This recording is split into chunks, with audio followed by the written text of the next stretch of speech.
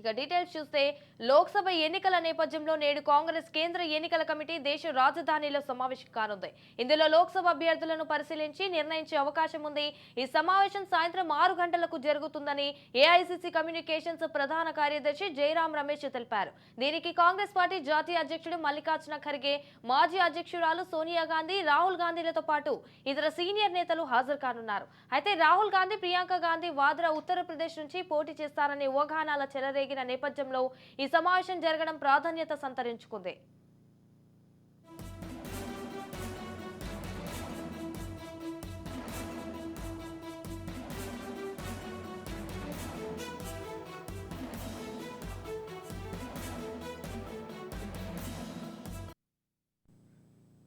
కాగా లోక్సభ ఎన్నికలకు సంబంధించి 195 మంది అభ్యర్థులతో కూడిన తొలి జాబితాను గత వారం బీజేపీ విడుదల చేసింది.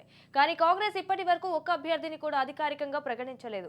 అయితే అభ్యర్థులు తమ ఎన్నికల ప్రచారాన్ని ప్రారంభించడానికి వీలుగా పార్టీ అభ్యర్థుల తొలి జాబితాను త్వరలో ప్రకటించే అవకాశం ఉందని కాంగ్రెస్ వర్గాలు తెలిపాయి.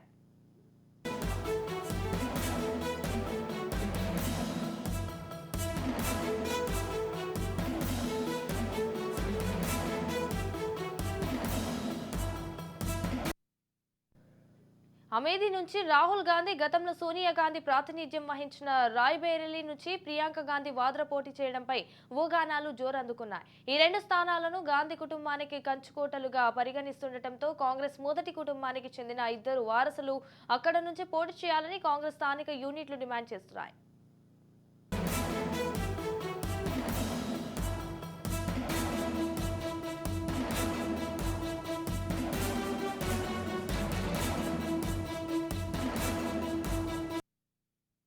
యూపీలోని అమేథీ నుంచి రాహుల్ గాంధీ, అదే రాష్ట్రంలో రాయ్బరేలీ నుంచి ప్రియాంక గాంధీ లోక్సభకు పోటీ చేశారని ఆ పార్టీ చెందిన నాయకులు బుధవారం వెల్లడించారు. 2004 నుంచి అమేథీ ఎంపీగా ఉన్న రాహుల్ గాంధీ గత ఎన్నికల్లో ఓటమి పాలైనప్పటికీ కేరళలోని వయనాడ్ నుంచి గెలిచారు. అయితే రాయ్బరేలీ నుంచి ప్రియాంక తొలిసారి అరగేట్రం చేయనున్నారు.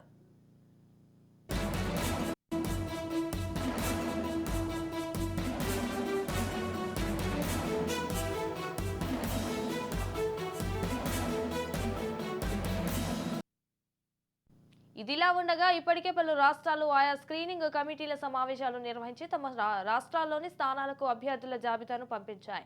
పార్టీ అధ్యక్షుడు ఖర్గే అధ్యక్షతన సమావేశం కానున్న కాంగ్రెస్ కేంద్ర ఎన్నికల కమిటీ నేడు అభ్యర్థుల దరఖాస్తులను పరిశీలించనున్నాయి. వివాదాలు లేని స్థానాలను నేడు లేదా రేపు ప్రకటించే అవకాశం ఉంది.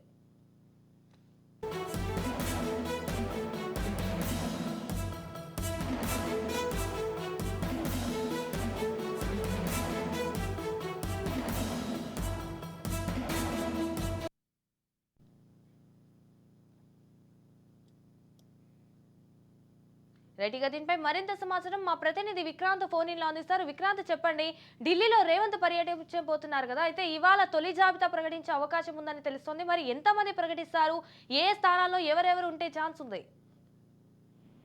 సంజన, మొదటికి ఈ రోజు సాయంత్రం కూడా కాంగ్రెస్ పార్టీ ఎన్నికల కమిటీ కూడా సమావేశం కాబోతుంది. దీనికి అన్ని రాష్ట్రాలకు సంబంధించిన బీసీసీ అధ్యక్షులు, సిఎల్పీ నేతలు, కాంగ్రెస్ పాలిత రాష్ట్రాలకు సంబంధించిన ముఖ్యమంత్రులు కూడా హాజరు కాబోతున్నారు. దానికి సంబంధించి పిసిసి చీఫ్ గా ఉన్నటువంటి కొనసాగుతున్నటువంటి ముఖ్యమంత్రిగా ఉన్నటువంటి రేవంత్ రెడ్డి కూడా ఈ సమావేశానికి హాజరు కాబోతున్నారు. ముఖ్యమంత్రి రేవంత్ రెడ్డితో పాటు ఉప ముఖ్యమంత్రి బట్టి విక్రమార్క, అదేవిధంగా ఇరిగేషన్ శాఖ మంత్రిగా ఉన్నటువంటి ఉత్తమ్ కుమార్ రెడ్డి, వీరు ముగ్గురు కూడా ఈ కమిటీకి హాజరు కాబోతున్నారు. ప్రధానంగా పార్లమెంట్ ఎన్నికలకు సంబంధించి కూడా అభ్యర్థుల కసరత్తు మాత్రం ఈ కమిటీలో ఉండబోతుంది. అన్ని రాష్ట్రాలకు సంబంధించిన చర్చ రానున్న నేపథ్యంలో కూడా తెలంగాణకు సంబంధించిన చర్చ కూడా రాబోతా ఉంది. దానికి సంబంధించి 17 పార్లమెంట్ స్థానాలు ఉన్న నేపథ్యంలో కూడా తెలంగాణలో దానికి సంబంధించిన కూడా 10 స్థానాలకు పైగా కూడా ఈ రోజు రాత్రికి లేదంటే రేపు ఉదయం మాత్రం దీనికి సంబంధించిన అభ్యర్థులకు సంబంధించిన లిస్టు మాత్రం రాబోతా ఉంది.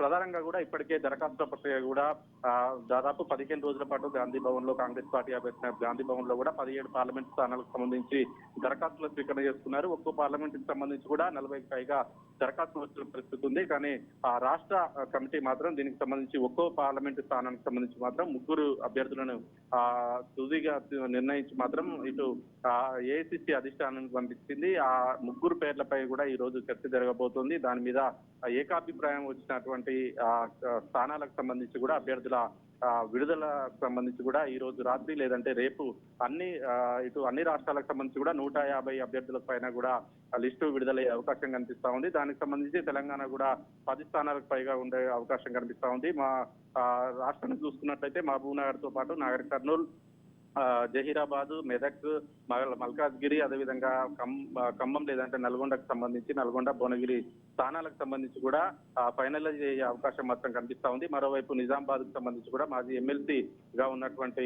జీవన్ రెడ్డికి సంబంధించిన అభ్యర్థిత్వాన్ని కూడా ఖరారయ్యే అవకాశం కనిపిస్తా ఉంది. ఏదేమైనప్పటికీ ఆశావాహులు ఎక్కువగా ఉన్న నేపథ్యంలో కూడా తీవ్రమైన పోటీ నెలకొంది రాష్ట్రంలో. ఈ నేపథ్యంలోనే గతంలో పోటీ చేసి ఓడిపోయిన వారికి ఛాన్స్ ఇవ్వద్దు అని ఏఐసిసి అధిష్టానం నుంచి వెలువడింది. ఈ నేపథ్యంలోనే గతంలో ఎవరైతే ఎమ్మెల్యే ఎన్నికల్లో కూడా ఇటీవల జరిగినటువంటి ఎన్నికల్లో పోటీ చేసి ఓటమి పాలైన వారికి మాత్రం ఎంపీ స్థానంలో కూడా చోటు లభించదనే చెప్పుకోవాల్సి ఉంటుంది. కానీ కొన్ని స్థానాల్లో మాత్రం తీవ్రమైన పోటీ ఉన్న నేపథ్యంలో కూడా మాజీ ఎమ్మెల్యేలకు కూడా ఛాన్స్ ఉండే అవకాశం ఉన్నట్టు కూడా తెలుస్తా ఉంది. ఏదేమైనప్పటికీ ఈ రోజు జరిగేటువంటి ఈ చర్చకు మాత్రం దాదాపు 10 మందికి పైగా కూడా అభ్యర్థుల ఖరారు అయ్యే అవకాశం మాత్రం కనిపిస్తా ఉంది.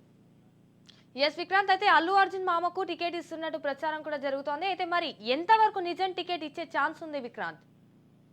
సంజన, మీరు అన్నట్లు చంద్రశేఖర్ సంబంధించి కూడా ఇటీవలే కాంగ్రెస్ పార్టీలో జాయిన్ అయ్యాడు. బీఆర్ఎస్ పార్టీ నుంచి పార్టీలో జాయిన్ అయ్యే సందర్భంలో కూడా తను మల్కాజ్గిరి స్థానం లేదంటే చేవెళ్ళ పార్లమెంట్ స్థానం ఈ రెండింటిలో ఏదో ఒకటి తనకు కేటాయించాలని కూడా షరతు విధించినట్టు తెలుస్తా ఉంది. కానీ కాంగ్రెస్ పార్టీ మాత్రం ఎలాంటి హామీ ఇవ్వనట్టు కూడా తెలుస్తా ఉంది. బేషరతుగా పార్టీలో జాయిన్ అవ్వాలన్న నేపథ్యంలోనే తను కాంగ్రెస్ పార్టీలో జాయిన్ అయ్యాడు. కానీ ఇటు ముఖ్యమంత్రి రేవంత్ రెడ్డితో పాటు కాంగ్రెస్ పార్టీ సీనియర్ నేతల్ని కలిసి కూడా తనకు మల్కాజ్గిరి పార్లమెంట్ స్థానం లేదంటే చెవెళ్ల పార్లమెంట్ స్థానం ఏదో ఒకటి ఇవ్వాలని మాత్రం కోరుతా ఉన్నాడు. అయినప్పటికీ తీవ్రమైన పోటీ ఉన్న నేపథ్యంలో కూడా మొదటి నుంచి కాంగ్రెస్ పార్టీలో ఉన్న వారికే ఎక్కువమైన పోటీ ఉన్న నేపథ్యంలో కూడా ఈ చంద్రశేఖర్ కు ఆ సీటు వస్తుందా అన్నది మాత్రం కొంచెం డైలమా ఉంది. మొత్తానికి మల్కాజ్గిరికి సంబంధించి కూడా మైనంపల్లి హనుమంతరావు బీఆర్ఎస్ పార్టీ నుంచి కూడా కాంగ్రెస్ పార్టీలో తన కొడుకుతో పాటు తాను కూడా జాయిన్ అయ్యాడు.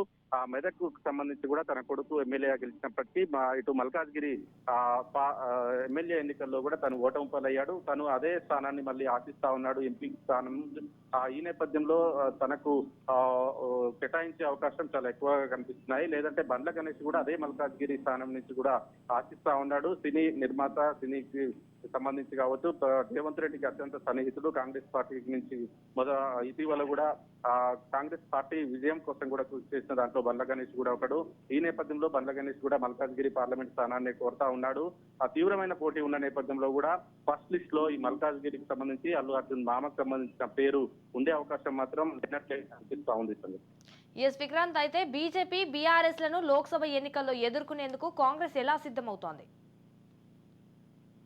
బీఆర్ఎస్ ఇప్పటికే 4 అభ్యర్థులను కూడా ఖరారు చేసింది. మరోవైపు బీజేపీ కూడా 9 మంది అభ్యర్థులని కూడా ఖరారు చేసిన నేపథ్యంలో కూడా కొంత కాంగ్రెస్ పార్టీ మాత్రం ఈ రోజు ఎన్నికల కమిటీ భేటీ కాబోతుంది. దీనికి సంబంధించి 10కి పైగా కూడా అభ్యర్థుల ఖరారు మాత్రం ఉండే అవకాశం కనిపిస్తా ఉంది. దానికి సంబంధించి ఇప్పటికే రాష్ట్రంలో అధికారంలో ఉన్నటువంటి కాంగ్రెస్ పార్టీ మాత్రం కొంచెం అభ్యర్థుల ఖరారు విషయంలో కూడా వెనుకబడి ఉంది. దీనికి రాష్ట్ర పార్టీ కాదు కాబట్టి కేంద్రం నిర్ణయం తీసుకోవాల్సి ఉంటుంది కాబట్టి, హైకమాండ్ నిర్ణయం తీసుకోవాల్సి ఉంటుంది కాబట్టి ఏ రాష్ట్రంలో కూడా ఇంతవరకు కాంగ్రెస్ పార్టీ అభ్యర్థుల ఖరారు చేయని నేపథ్యంలోనే కొంచెం ఆలస్యమైందని చెప్పుకోవాలి. ఏదేమైనప్పటికీ ఈ రోజు ఈ కమిటీ సమావేశమైన నేపథ్యంలో కూడా ఈ రోజు అర్ధరాత్రి లోపు లేదంటే రేపు మాత్రం ఖచ్చితంగా అభ్యర్థులకు సంబంధించిన లిస్టు మాత్రం విడుదల కాబోతోంది. ఖచ్చితంగా రాష్ట్రంలో మాత్రం 14 పార్లమెంట్ స్థానాలను దక్కించుకుంటామని ముఖ్యమంత్రి రేవంత్ రెడ్డి మాత్రం విశ్వాసం వ్యక్తం చేస్తా ఉన్నాడు. మరోవైపు బీజేపీ పార్టీ కూడా కేంద్రంలో మరోసారి మేమే వస్తాం, ఖచ్చితంగా 10 స్థానాలకు పైగా మేము రాష్ట్రంలో గెలుచుకుంటామంటున్నారు. కానీ ఇటీవల ఎమ్మెల్యే ఎన్నికల్లోనే ప్రజలు కొంత మోసపోయారు. మరోసారి ప్రజలు మోసపోవడానికి లేదు, ఖచ్చితంగా